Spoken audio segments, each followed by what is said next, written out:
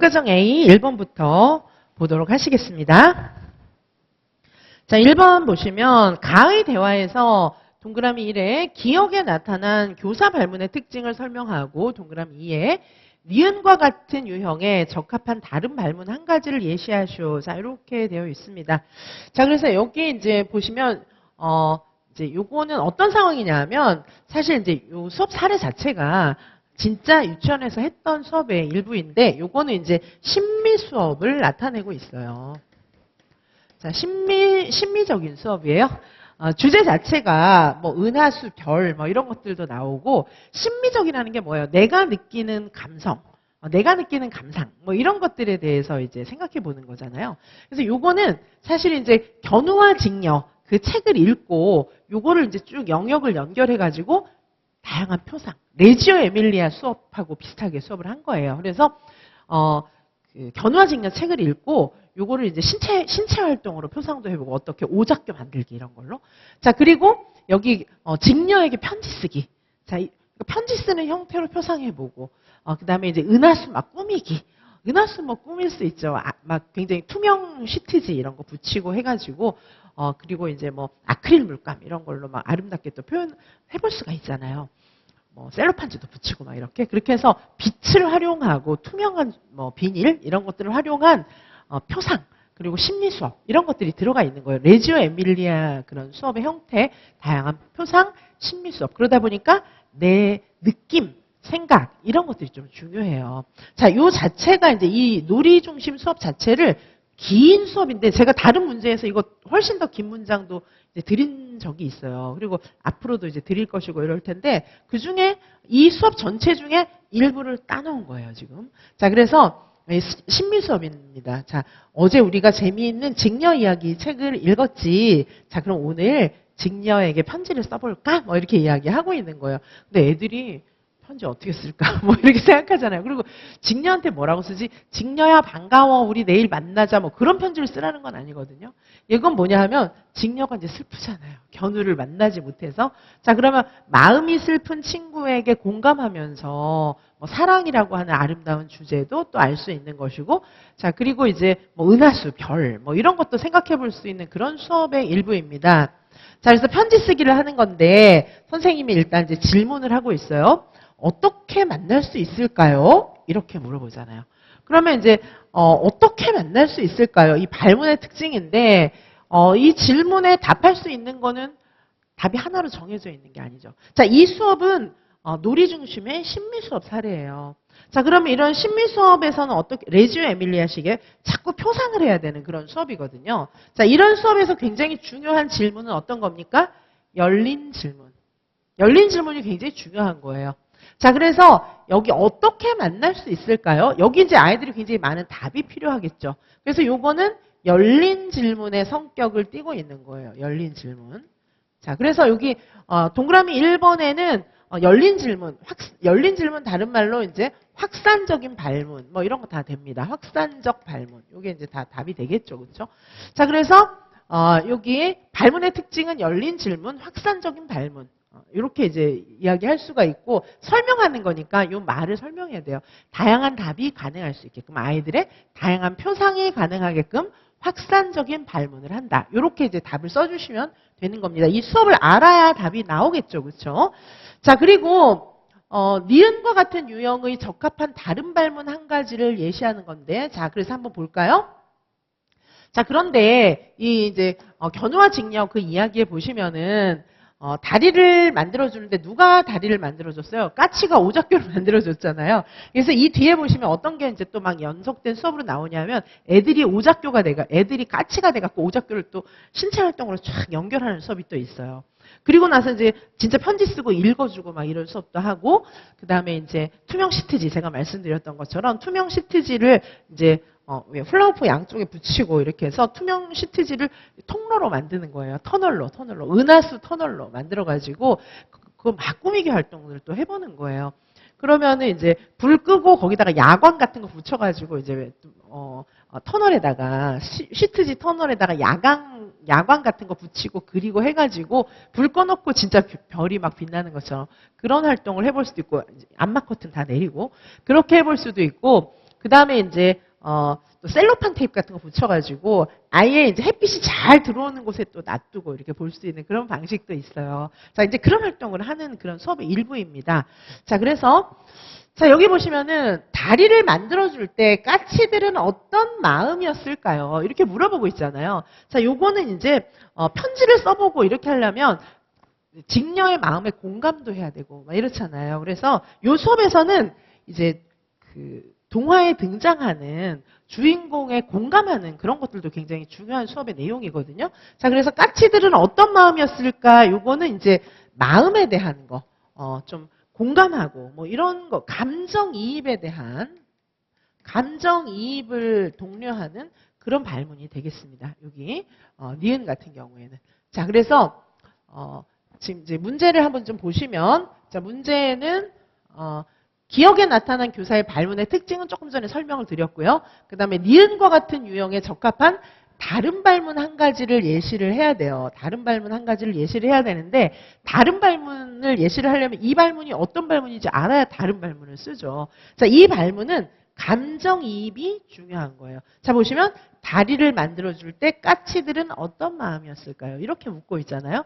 그래서 여기는 이제 편지 쓰기를 함에 있어서 직녀의 마음에 감정이입하는 거 굉장히 중요하고, 그리고 여기서는 이제 까치들은 어떤 마음이었을까요? 감정이입. 그리고 여기 직녀가 좋아하는 걸 보고 싶다. 친구가 좋아하는 건 어떤 건가? 뭐 이런 이제 생각을 해볼 수 있도록 하는 것이고, 감정이입을 할 수 있는 발문이 필요한 것입니다. 그래서 제 답에는 까치들이 다리를 만들어준다면 직녀는 어떻게 느낄까? 직녀의 마음을 한번 상상해보자. 저는 이제 그렇게 발문을 만들었어요. 자, 이 답의 포인트는 무엇일까요? 2번 같은 경우에는 니은과 같은 유형에 적합한 다른 발문이니까 니은이 감정이입이라는 걸 일단 아셔야 되고, 그리고 유아들이 감정이입을 잘할 수 있도록 도와주는 그런 발문이 들어가 있어야 되는 거예요. 그럼 어떻게 하면 될까요? 구체화.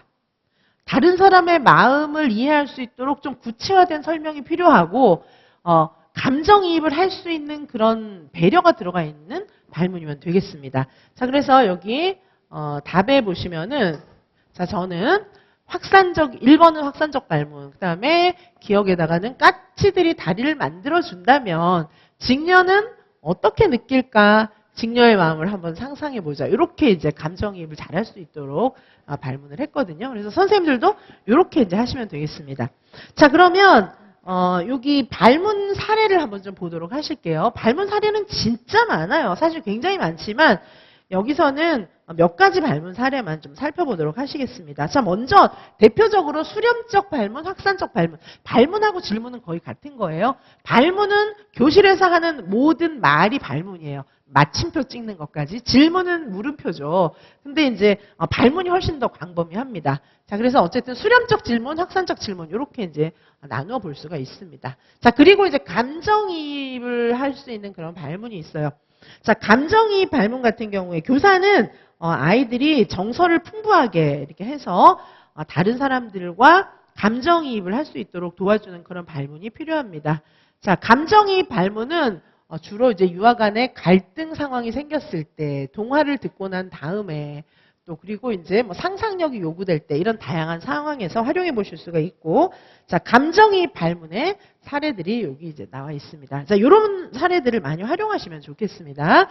자, 그 다음에 2번 문제로 이제 다시 가보시도록 하겠습니다. 자, 2번 문제 보실게요. 자, 2번에 보시면 김 교사는 나와 같은 특징을 갖는 문학 장르를 유아들과 함께 감상한 다음에 의문인식 활동을 하려고 해요. 동그라미 1에 나의 문학 장르를 쓰고 동그라미 2에 이를 활용해서 유아에게 의문인식을 지도할 수 있는 효과적인 활동 방법 한 가지를 예시하라고 하고 있습니다. 자, 나에 보시면은 동심에 호소하는 내용, 그 다음에 유아들의 인지적 언어적 수준에 적합해야 되죠. 이건 이제 어떤 장르든지 다 인지적 언어적 수준에 적합해야 돼요. 이거는 사실 이제 별다른 힌트는 아니에요. 동심에 호소해야 되고, 자, 그 다음에 리듬과 운율을 살핀다. 리듬과 운율하면 이제 이게 동요나 동시겠구나. 이제 여기서 힌트를 받으셔야 됩니다. 그 다음에 노래 부르는 특성, 사색적 특징 이런 걸 갖는 것은 동요나 동시가 되겠습니다. 자, 그래서 답은 동시 이제 우리가 문학 장르니까 동시라고 볼 수가 있고. 자, 그 다음에 동그라미 2의 이를 활용해서 유아에게 의문인식을 지도할 수 있는 효과적인 활동 방법 한 가지를 제시를 하는 건데, 뭐 여러 가지가 있지만, 자, 여기, 의문인식을 할 수 있는 동시를 활용해서 의문인식을 할 수 있는 방법으로는, 자, 주로 이제 의성어, 의태어가 반복되는 동시를 골라서 자주 읽어보고, 그 다음에 이제 반복되는 같은 음절 찾기 활동, 뭐 이런 것들을 해볼 수가 있겠습니다. 의성어는 뭘까요? 의성어는 소리를 흉내내는 거. 그죠? 그 다음에 의태어는 몸짓을 흉내내는 거. 뭐 이렇게 볼 수가 있어요. 자, 의성어 어떤 거 칙칙폭폭 뭐 이런 거 딸랑딸랑 이런 게 의성어고, 의태어는 엉금엉금 뭐 이런 거. 자, 그래서 의성어, 의태어는 보통 이렇게 이제 반복되는 단어들로 구성이 되기 때문에 운율을 좀 갖추기가 좋죠. 자, 그리고 반복되는 같은 음절 찾기 뭐 이런 것들도 해볼 수가 있어요. 우리 왜 예전에 이제 다람다람 다람쥐 시험에 나왔잖아요. 다람다람 다람쥐는 다람다람 요거는 반복되잖아요. 다람다람 요게 반복되는데 그 경우에는 의성어, 의태어가 아니에요. 그냥 반복되는 음절입니다. 자, 그래서 여기 의성어, 의태어 주로 이제 동시에 의성어, 근데 동시에 무조건 의성어, 의태어가 다 들어가야 되는 건 아니에요. 의성어, 의태어가 들어가야 좋은 동시다. 그건 아닌데 애들이 이제 재밌어 하니까 의성어, 의태어가 들어가 있으면 운율이 이제 맞아지니까 이제 그런 걸 애들이 흥미있어 하는 또 운율이 갖추어진 그런 동시에 그런 의성어, 의태어들을 활용해서 아이들하고 의문인식을 해볼 수가 있는 거겠죠. 달랑달랑, 덜렁덜렁 느낌이 다르잖아요. 그럼 아이들이 아라는 모음, 어라는 모음의 그런 느낌의 차이를 알 수 있게 되니까 이제 의문인식 공부가 되는 거죠. 자, 그리고 반복되는 음절은 아이들이 재밌어 하니까. 자, 그래서 여기 이제 동요와 동시 보시면 가장 중요한 게 운율, 시의 음악적 요소죠. 그래서 의성어, 의태어를 쓸 경우에는 운율이 갖추어진다. 그 다음에 심상, 이거는 회화적 요소예요. 동요와 동시 뭐 이런 것들을 보면은 마음에 막 그림이 그려지는 거예요. 자, 이런 내용들이 있습니다. 자, 음운인식이라고 하는 것은 무엇입니까? 자, 일단 음운이라고 하는 것은 음소, 음절, 단어를 이야기하는 거예요. 자, 어렸을 때부터 우리 유치원 시기에 음소, 음절, 단어에 대한 그런 인식이 있어야 이제 나중에 난독증 걸리지 않고 읽기를 잘할 수가 있어요. 자, 음운인식 활동의 이제 종류들입니다. 음소 수준에서 보통 음소 나누기, 음소 합치기, 음소 대치. 대치는 뭐예요? 바꾸는 거죠. 바꾸는 거. 그 다음에 탈랑은 빼는 거. 첨가는 넣는 거. 이렇게 볼 수가 있어요. 대표적인 이제 음소를 가지고 하는 그런 음소 조작 활동들이고, 그 다음에 음절 수준에서는 보통 같은 음절 분절도 하지만 같은 음절 인식, 같은 음절 찾기. 예를 들면 뭐 여기서 이자를 찾아보다. 이 동시에서 그 다음에 지자를 찾아보자. 선자를 찾아보자. 뭐 이런 식으로 하는 거예요. 그 다음에 자기 이름 넣어서 이지선 이렇게 넣어서 이로 시작되는 뭐 한 줄 글을 써보고 지로 시작되는 거 삼행시 짓기 뭐 이런 거 해볼 수가 있어요. 단어 수준에서는 이제 단어 찾기 활동. 여기서 토끼라는 단어가 많이 반복이 되면 토끼 다 찾아보자. 뭐 이런 거 해볼 수 있다는 거죠. 자, 요게 이제 의문인식 활동들입니다. 자, 그런데 이런 의문인식이 딱딱하잖아요. 쉽지가 않잖아요. 그러다 보니까 의문인식 지도할 때는 의성어나 의태어가 반복적으로 등장하는 그림책을 활용한다거나 아니면 이제 의문인식을 게임을 통해서 해본다거나 뭐 이런 방법들이 있습니다. 자, 그 다음에 3번 문제 다시 보도록 하실게요. 자, 3번입니다. 3번은 디귿과 같은 규칙 사례로, 디귿은 무엇입니까? 의문론에서 뭐 여러 가지 다에 있는 디귿이죠. 의문론에서 사용되는 말소리 체계를 연구하는 그런 이제 분야가 있다는 것이죠. 그래서 의문론은 음소, 음절, 단어 뭐 이런 것들이 있는데 의문론의 의문론적 기술은 말소리 사이의 발음 관계, 강약, 어조, 억양, 앞뒤 소리와의 조정 관계 뭐 이런 것들이 전부 의문론에 해당된다는 거예요. 자, 의문론의 내용들입니다. 아까 이제 의문인식 뭐 이런 것도 얘기했지만 좀 더 심화된 의문론도 있는 거예요. 자, 그래서 이 3번 문제는 좀 더 심화된 의문론을 묻고 있는 거예요. 맨날 우리 이제 음소 분리, 음소 대치 뭐 이런 것만 했잖아요. 그거보다 더 심화된 의문론에 대해서 묻고 있는 문제입니다. 자, 디귿과 같은 규칙 사례로, 즉 의문론을 알아볼 수 있는 그런 사례로 먹느니 됐어요. 그렇죠? 이게 왜 그렇게 된 거예요? 먹는 여기에 이 자음하고 요 자음이 부딪혀 가지고 이제 자음 동화가 일어나는 거예요. 자음 동화가 일어나서 먹는을 우리는 먹는 이렇게 말 안 하고 먹는 이러잖아요. 자, 그래서 요게 이제 이응이 바뀐 거예요. 기억이 이응으로 바뀌어서 소리가 나는 겁니다. 잡는 같은 경우에도 자, 여기 잡는 이렇게 되어 있죠? 근데 우리가 잡는다 이렇게 안 하잖아요. 그렇죠? 자, 그래서 요것도 보시면 이 비읍하고 니은이 서로 부딪히면서 잡는 이렇게 되는 거예요. 자, 이것도 역시 자음 동화 사례예요. 자, 그래서 여기 보시면 동그라미 1에다가는 요런 먹는이 먹는으로 잡는이 잡는으로 소리나는 이런 현상을 어떤 음론의 규칙인지 그거를 이제 설명하라고 하는 것인데 요거는 자음 동화다 뭐 이렇게 설명을 할 수가 있겠습니다. 해설자료 3페이지에 보시면 자음 동화 이렇게 이제 설명이 되어 있어요. 자, 음절 끝에 있는 자음이 뒤에 오는 자음과 이어져서 발음이 될 때 소리가 바뀌는 거. 자, 이 자음 동화가 있습니다. 조금 이따가 좀 더 자세히 보도록 하시고요. 그다음에 동그라미 2번에 보시면 리을에서 김 교사가 유아들에게 학습시키고자 한 것이 무엇인지 언어학의 분류 차원과 관련지어서 설명하라 뭐 이렇게 되어 있는데 자, 리을은 지금 어떻게 하고 있어요? 리을은 아까 제가 간략하게 말씀드렸지만 리을은 보시면은 아이들이 언어의 구조를 인식하도록 도와주기 위해서 어떻게 했어요? 나는 빨강색을 좋아해. 자, 너네 싫어하는 걸로 바꿔봐. 나는 빨강색을 싫어해. 이렇게 바꾼 거예요. 자, 그러면 나는 고양이를 좋아해. 이러면 나는 고양이를 싫어해. 애들이 이렇게 하는 거예요. 나는 바나나를 좋아해. 선생님이 이렇게 하면 나는 바나나를 싫어해. 뭐 이렇게 바꾸는 거예요. 애들 재밌어 하겠죠. 그렇죠? 자, 그래서 요거는 좋아해, 싫어해. 이렇게 되는 거죠. 좋아해, 싫어해. 이렇게 바꾸고 있죠. 그 다음에 또 뭐예요? 여기가 나는 다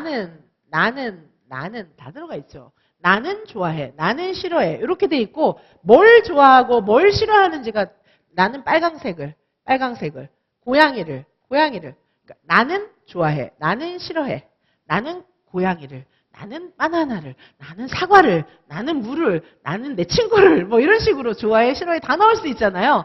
그러니까 요거는 문장 만들기 연습이 되겠죠. 문장 만들기.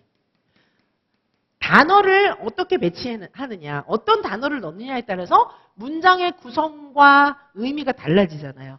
요게 바로 신텍스 만들기, 구문론이에요. 구문론. 자, 신텍스 만들기, 구문론입니다. 구문론. 자, 우리가 이제 영어 옛날에 중학교 1학년, 2학년 뭐 이런 때 영어 공부 처음에 할 때 영어 문장 만들기, 부정문 만들기, 긍정문 만들기 뭐 이런 거 했단 말이에요. 그게 이제 문장 만드는 신텍스 연습이거든요. 문법을 알아서 다양한 문장들을 만들어 봐야 되는데 이제 애들이 이렇게 재밌게 하게 해줘야 되는 거예요.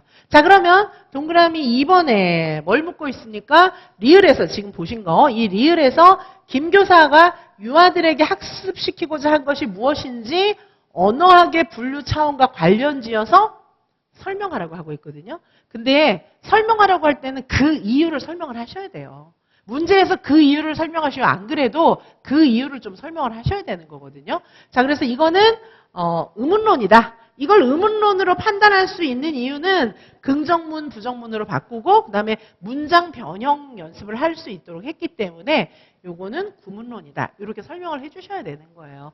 그 이유를 설명하라고 하지 않아도 설명할 때는 이제 그 이유를 조금 써주셔야 객관적인 판단의 근거가 들어가 있는 그런 답이 되는 것입니다. 자, 이렇게 보시고 해설 한번 쭉 리뷰해 보도록 하겠습니다. 자, 우선 보시면 동그라미 1번 아까 이제 봤어요. 자음 동화였고, 자, 여기 언어학의 분류 차원 보시면은 여기 일단 형태를 보는 문장의 형태 이런 것들을 보는 의문론, 형태론, 구문론이 있어요. 구문론은 통사론이라고도 하고, 자, 형태론은 우리 형태소 쪼개는 거 뭐 이런 것들이고, 구문론은 지금 보셨던 것처럼 언어의 문법 체계를 알고 문장을 바꿔보는, 문장을 만들어보는 연습하는데 주로 이제 노래 개작하기라든가 동시 개작하기라든가 이런 활동을 해보도록 되어 있죠. 자, 내용, 의미로는 그 문장을 써놓으면 의미를 알 수 있도록 해주는 거예요. 의미론이고, 여기 화용론은 언어의 사회적 상호작용 체계니까 이 사회적 맥락에서 말을 바르게 쓸 수 있는가 뭐 이런 것들을 이야기하는 거예요. 우리가 사람을 만나면 안녕하세요, 반갑습니다 라고 인사하는 거야. 맞잖아요. 그런데 막 너무너무 슬프게 울고 있는 막 상갓집에 가서 이제 너무 슬퍼하고 있는 그 그림 보여주면서 여기서는 그럼 어떻게 얘기하면 되겠니? 이렇게 물어보면 안녕하세요, 반갑습니다. 그렇게 하는 게 아니잖아요. 자, 뭐 이제 존대법이라든지 뭐 이런 식으로 존댓말은 굉장히 좋은 거지만은 친구를 막 높이면서 막 존댓말을 하고 그러는 건 친구끼리는 또 존댓말을 하지 않잖아요. 자, 이제 그런 것들이 여기 화용론에 해당하는 것입니다. 자, 이렇게 이제 언어학의 차원을 볼 수가 있고, 자, 의문론의 규칙은 여러 가지가 있는데 그 중에서 우리는 자음동화를 본 거예요. 지금 자음동화를 본 것이고, 자음동화에는 역행동화, 상호동화, 순행동화가 있습니다. 뭐 이 정도까지 알아놔야 되나 뭐 싶긴 하지만 한번 참고로 봐주시면 돼요. 자, 먹는 이거는 뭐예요? 뒤에 얘 때문에 앞에 얘가 바뀐 거예요. 자, 그래서 거꾸로 뒤에 자음 때문에 앞에 자음이 바뀐 경우에 이때는 역행동화라고 하는 거예요. 상호동화는 둘 다 같이 바뀌는 거예요. 백로가 이 자음 두 개가 부딪혀가지고 둘 다 바뀌었잖아요. 이게 상호동화고, 순행동화는 생산량인데 이 뒤에 있는 애가 바뀐 거예요. 자, 이해되시죠? 그렇죠? 자음끼리 부딪혀서 앞에 있는 자음이 바뀌기도 하고 두 개 다 바뀌기도 하고 뒤에 있는 자음이 바뀌기도 하는 이런 것들을 통틀어서 자음동화라고 합니다. 자, 그 다음에 이제 음운 규칙의 제약 조건이 있는데, 이게 이제 자음들 이런 것들이 부딪혀가지고 경음화 된 소리가 되는 거예요. 이거는 뭐냐 하면 여기 기역이 쌍기역 뭐 이런 식으로 자음이 두 개 합쳐진 그런 쌍기역, 쌍시옷, 뭐 이렇게 쌍지읒, 뭐 이렇게 되는 거 있잖아요. 쌍시옷, 뭐 쌍디귿, 쌍비읍, 우리 몇 개 있잖아요, 그렇죠? 이런 것들이 되는 거. 예를 들면은 등불인데 등불 이렇게 된다던가. 자, 요거를 경음화라고 해요. 경음화. 그다음에 격음화가 있어요. 격음화는 기역이 키역되고. 자, 경음과 격음만 잘 구분하시면 될 것 같아요. 자, 소리가 격하게 되는 거. 그게 기역이 키역되고 뭐 이런 거거든요. 자, 예를 들면은 뭐 국화. 우리가 국화꽃이 피었어요. 안 그러잖아요. 국화. 이렇게 되는 거. 자, 그리고 여기 6학년이구나. 이렇게 안 하고 6학년이구나. 이러잖아요. 자, 이게 키역이 됐잖아요. 자, 이런 것들이 이제 격음화 현상이 되겠습니다. 이런 게 있고요. 자, 그래서 이제 의문론의 규칙들 보시면 이제 여러 가지 규칙이 있는데 자음동화, 뭐 이제 경음화, 격음화 뭐 이런 것들이 있습니다. 자, 그리고 이제 구문론. 자, 구문론 지금 우리가 보셨던 신텍스, 문장 만들기 하는 거, 요거를 이제 봤고요. 여기 구문론 같은 경우에는 왜 문장을 만드는데 단어들이 제대로 결합되어야 이게 문장이 되는 거지. 막 뒤에 갈 단어가 앞에 가고, 막 앞에 갈 단어가 뒤에 가고 이러면 뭐지? 막 이렇게 되는 거잖아요. 물론 그래도 알아는 듣지만은 이 아이들이 육하원칙에 맞게 정상적인 제대로 된 문장을 구성할 수 있도록 해줘야 하기 때문에 신텍스 연습이 필요한 것입니다. 이제 문법에 대한 공부가 좀 필요해요. 자, 이런 식으로 자, 우리말하고 영어하고 이제 굉장히 많이 다르잖아요. 긍정문, 부정문 만들기. 애들은 이제 부정문 잘 못 만들죠. 난 안 딸기 먹을 거야. 이런 식으로 하잖아요. 자, 이제 그런 경우에도 나는 딸기 안 먹을 거야로 이렇게 바꾸는 거잖아요. 자, 이제 이런 식으로, 그렇죠? 자, 능동태, 수동태, 긍정문, 부정문. 우리말은 사실은 이제 수동태를 잘 안 써요. 영어는 대부분 능동태가 잘 없어요. 대부분 수동태로 이제 구성이 많이 되는데, 우리는 내가 뭐뭐 당했어. 이렇게 안 하고 내가 뭐 할 거야. 이런 식으로 문장을 쓰잖아요. 우리말은 거의 수동태가 없어요. 그래도 이제 뭐뭐 되었어, 뭐뭐 되어졌다, 뭐 B 플러스 PP 형태 있잖아요. 우리는 잘 안 써요. 근데 요즘에는 선생님들이 이제 문장을 막 꼬아서 쓰니까 능동태 말고 수동태로 막 바꿔서 쓰기도 하는데 우리말은 수동태를 잘 안 쓰거든요, 원래. 자, 그래서 뭐 어쨌든 자, 여기 내가 이 그림을 그렸어. 이거 우리가 쓰잖아요. 이 그림은 나에 의해서 그려졌어. 이렇게 안 쓰잖아요. 영어는 이렇게 안 쓰고 이걸 더 많이 써요, 영어는. 자, 그런데 선생님들이 이제 막 문장을 멋있게 쓰다 보면은 처음에 제가 논술지도 할 때 보면 대부분의 선생님들이 이거보다 이걸 훨씬 선호하는 걸 알 수 있어요. 막 긴 문장을 쓰면서 막 꼬아가지고 영어처럼 막 우리말을 영어를 우리말로 번역한 것처럼 막 그렇게 쓰는 분들 많이 계세요. 영화를 너무 많이 보셔서 그런 것 같은데. 자, 어쨌든 우리 문장하고 영어 문장은 어순도 다르고 이제 사고하는 방식 자체가 틀려요. 자, 그래서 우리의 구문 규칙에 맞게, 우리말에 맞게 이렇게 말할 수 있도록 해줘야 되겠죠. 제가 예전에 독일에 가가지고 교회를 갔던 적이 있는데 한인교회를 갔었거든요. 그런데 한국인들이 다 모여가지고 예배를 드리는데 거기 이제 독일 교회에 계신 이제 굉장히 연세 있으신 분이 이제 기도를 하시는데 못 알아듣겠는 거예요. 그분이 독일 가신 지가 너무 오래되신 분인 거예요. 근데 이게 이제 말은 한국말인데 이 문장 구조 자체가 몽땅 독일어인 거예요. 그러니까 제가 이렇게 물론 이제 잘 집중하면 알아들을 수 있겠는데 잘 안 들리더라고요. 그럴 수도 있더라고요. 그래서 이제 껍데기만 한국말이고 속에 사고나 문형이 몽땅 다 독일어인 경우에 잘 못 알아들어요. 자, 그래서 우리말에 맞는 문장 구성 이런 게 필요하겠죠. 선생님들이 말하는데 전부 이렇게 말. 이 그림은 나에 의해서 그려졌고 다 이런 식으로 얘기를 하면요. 귀를 한참 기울여야 돼요. 이게 바로 귀에 안 들어옵니다. 더구나 이제 하물며 막 논술을 써놨는데 모조리 다 이런 식으로 써놨다. 아니면 서술 답을 썼는데 이게 막 선생님들께서 너무 멋스럽게 표현하는 거 있잖아요. 그런 거에 익숙해져가지고 막 문장을 꼬아가지고 막 주술도 막 다 엇갈리고 막 이렇게 되면 못 알아들어요, 말을. 그래서 답안을 쓸 때는 진짜 우리말답게 명쾌하게 단문 중심으로 쓰는 게 굉장히 필요해요. 자, 아이들한테도 이제 제대로 된 문장 쓰는 거 이런 것들을 연습시켜야 되는데 아이들 같은 경우에 문법이 많이 틀리죠. 아까 말씀드렸던 것처럼 난 안 딸기 먹을 거야 이런 식으로 얘기를 한단 말이에요. 그러니까 이제 그런 것도 구문 신텍스를 잘 구성할 수 있게끔. 자, 이제 그런 연습을 하기 위해서는 나는 강아지를 좋아해. 자, 반대로 바꿔봐. 나는 강아지를 싫어해. 나는 고양이를 좋아해. 이러면 애들이 나는 고양이를 싫어해. 뭐 이렇게 하는 거예요. 난 딸기를 좋아해. 난 딸기를 싫어해. 막 이런 거 해보는 거예요. 자, 그럼 난 딸기 안 먹을 거야. 나는 뭐 사과 안 먹을 거야. 막 이렇게 보는 거야. 난 사과 먹을 거야. 뭐 난 딸기 먹을 거야. 이렇게 문장을 자꾸 만들어 보는 거예요. 그러면 신텍스, 구문을 만드는 연습이 되겠죠. 자, 이렇게 보실 수가 있겠습니다. 자, 여기까지 했다가 2번 문제부터는 조금 쉬었다가 계속해서 보도록 하실게요.